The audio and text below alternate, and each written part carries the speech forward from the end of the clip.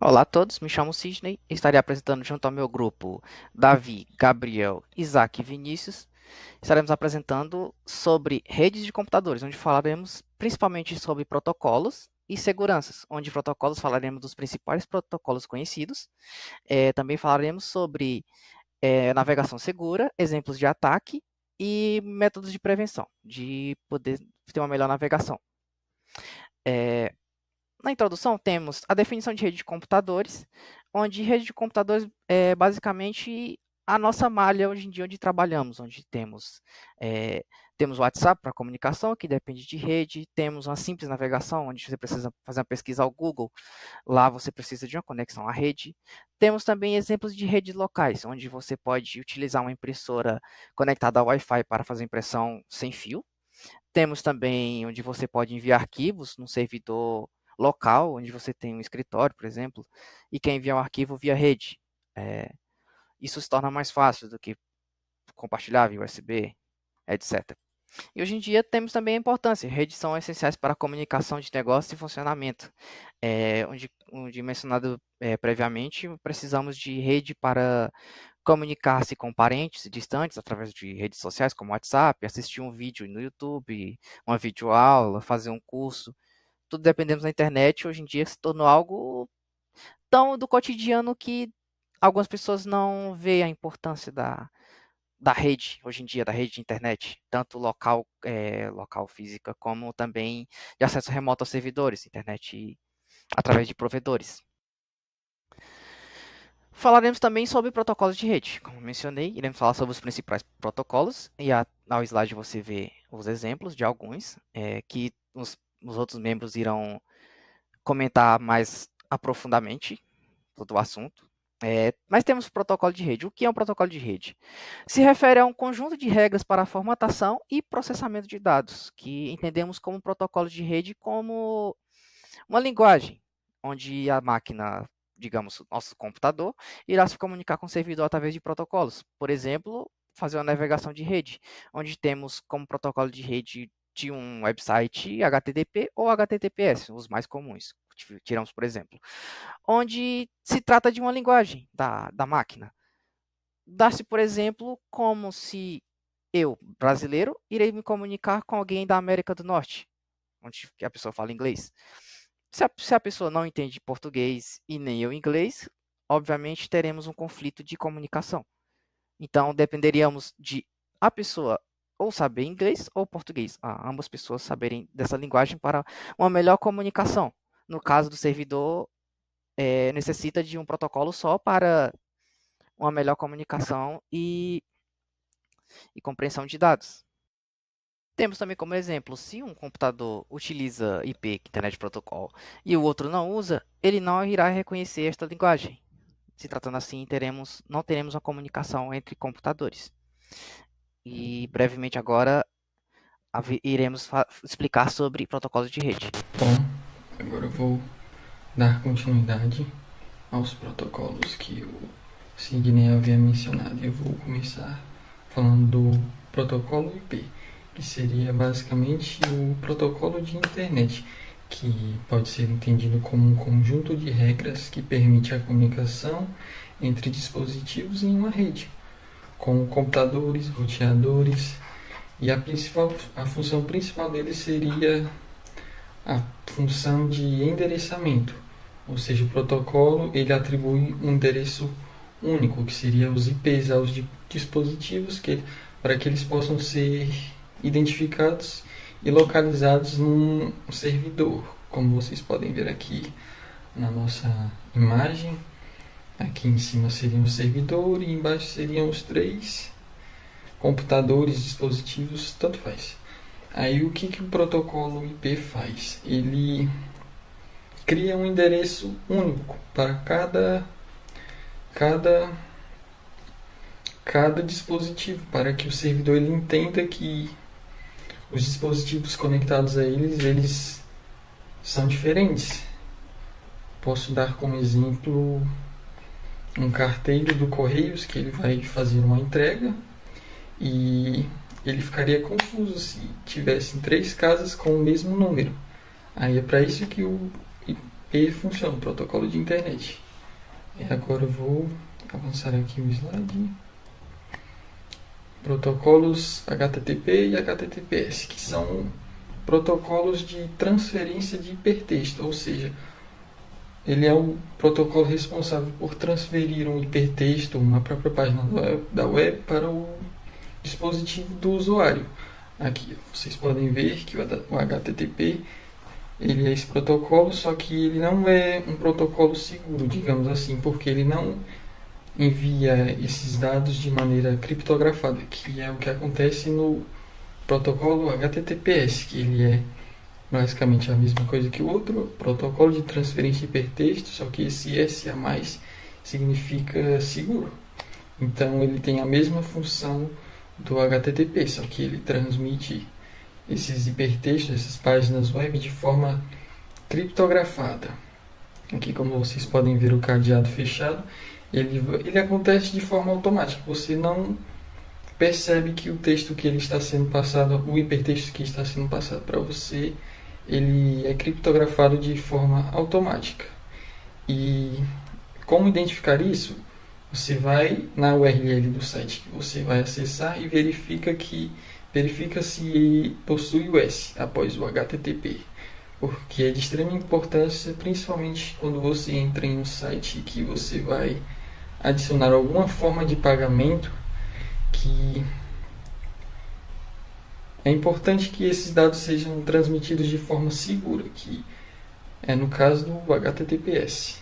Então, toda vez que você for observar uma página web, que você for adicionar uma forma de pagamento, é bom você se atentar a esse pequeno detalhe.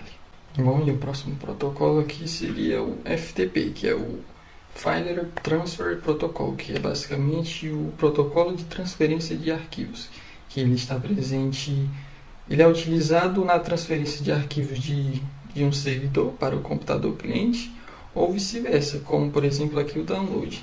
Ele é uma transferência do servidor para o computador, o dispositivo local, que é o do cliente, e ele também ele se faz presente em uploads, que é você subir um arquivo, transferir um arquivo do seu computador para um servidor. E é basicamente isso. Oi, eu sou Isaac e vou estar falando para vocês um pouco sobre os protocolos TCP, SMTP, POP e IMAP. TCP, Transmission Control Protocol, é o protocolo que faz parte da camada de transporte, que controla a transmissão de pacotes desde a origem ao seu destino. Falando da camada de transporte, nela é onde se define como os dados serão transmitidos entre as duas partes do processo. Um exemplo seria um computador e um servidor que hospeda uma página web, por exemplo. Ela diz qual é o meio que será usado para enviar os pacotes e também nela se prepara os pacotes para serem transmitidos. É quase que nem fosse a ideia de um correio. No correio, a sua entrega, né, antes de ser enviada de fato, ela é preparada, devidamente embalada e depois encaminhada para o transporte que vai estar levando no caso, a sua entrega, né, que vai ser o pacote. A camada de transporte ela tem outros protocolos além do TCP. Aí, como tudo na TI, vai depender do tipo de problema que precisa ser resolvido. No caso, o TCP é o indicado quando falamos de envio de dados, onde há necessidade de garantir a integridade. Agora, vamos falar um pouco sobre os protocolos para lidar com e-mails, que são o SMTP, o POP3 e o IMAP. O SMTP, o Simple Mail Transfer Protocol, é o protocolo responsável pela saída, ou entrega ou envio de e-mails. O POP3, o Post Office Protocol, está relacionado com a entrada ou recebimento do e-mail, fazendo download do e-mail da caixa postal do servidor para o seu computador, removendo depois o arquivo presente no servidor. O IMAP, Internet Message Access Protocol, tem a mesma finalidade do POP3, só que não remove o conteúdo, né, da caixa postal do servidor. Ele basicamente faz um Ctrl+C, Ctrl+V do que tem lá no servidor para o computador do usuário. Assim eu encerro a minha fala e passo para os meus colegas. Muito obrigado. Bom, falando agora um pouco sobre as dificuldades e os desafios de manter uma rede segura, com certeza o principal problema é a constante evolução das ameaças. Ou seja, os cybercriminosos estão cada vez mais criando novos métodos e mais avançados para conseguir adentrar uma rede, seja criando malwares, criando novos sistemas de phishing ou até mesmo utilizando engenharia social. E para que uma empresa consiga se manter à frente ou até mesmo equiparada com essas ameaças, acaba se tornando muito difícil, tanto por falta de tempo, por falta de recursos e outras coisas. Outro problema também que acaba dificultando um pouco é o constante avanço e criação de eletrônicos conectados à rede. Ou seja, antigamente tínhamos que se preocupar apenas com celulares e computadores conectados à rede, mas hoje em dia vai desde celulares até eletrodomésticos. Ou seja, aquela geladeira inteligente que está conectada na rede, ela pode acabar se tornando uma brecha para que um invasor consiga adentrar a rede. Porque esses eletrodomésticos não foram criados com a intenção principal de segurança. Eles foram criados com a intenção de apenas dar um auxílio e facilitar a vida da pessoa que comprou aquele eletrodoméstico. E não são, digamos que, planejados para você utilizar uma geladeira para navegar na internet. Então acaba que a segurança fica um pouco de lado nesses casos. Agora falando um pouco sobre as tendências futuras, com certeza a maior delas é a utilização de inteligência artificial e o machine learning, que já estão sendo implementados em sistemas de segurança, tanto pela sua agilidade e a sua automelhoria. Ou seja, elas têm um sistema de automação que, no instante que elas fazem a previsão, que elas percebem que tem alguém tentando adentrar aquela rede que, sem a permissão, elas já automaticamente tomam medidas para barrar essa entrada, para mitigar todos os danos ou até mesmo anular todos eles. E outra coisa também é a constante evolução delas mesmas. Ou seja, ela inicia no sistema de segurança com um nível. À medida que vão tendo tentativas de invasão, ela vai aprendendo com cada uma e utilizar aquilo tudo para se auto-melhorar, se auto-atualizar.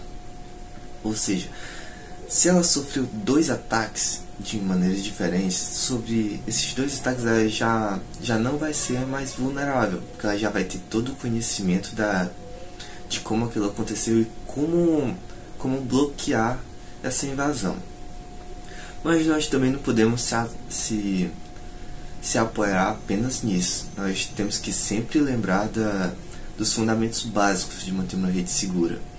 Ou seja, todos aqueles ensinamentos de não clicar em links que você não sabe a procedência, de não digamos que você achou um pendrive na rua, você não conectar aquele pendrive no seu computador. Todos esses são ensinamentos bem básicos, mas que são fundamentais para manter uma rede segura, que nós mesmos podemos ajudar de maneira simples, com um treinamento, com a conscientização.